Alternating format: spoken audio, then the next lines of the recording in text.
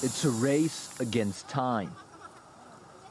In the Caidian District of Wuhan, with water levels at nearby dams approaching historic highs and some 19,000 residents to be evacuated, there's no room for error.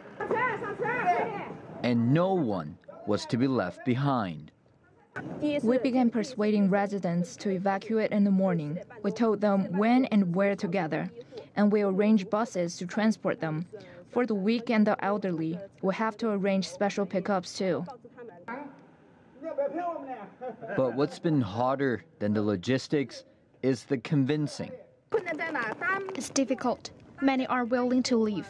They think the situation isn't that bad and they're worried about their properties. The emergency evacuation team is here to assist, even if that meant helping with the transportation of these pigs, more than 100 of them. The team says relocating them is necessary for preventing an epidemic outbreak. We first got our elderly parents out of here, and now we're here to tend to the pigs. My parents put a lot of efforts into raising them. A full evening and some 300 bus rides later, residents of the local villages were finally able to put their feet up. A school auditorium in a nearby town is now their temporary home.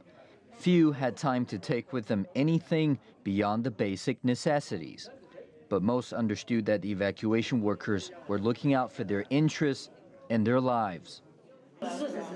We have to listen to the evacuation workers, otherwise we could be washed away by floods by now. Across China, millions of people have been displaced by floods. The central government has set up disaster relief funds, and local authorities have set up temporary shelters across the nation, just like this one. But for many of these people, in spite of their exhaustion, sleep is probably the last thing on their mind right now. Haojun, CCTV.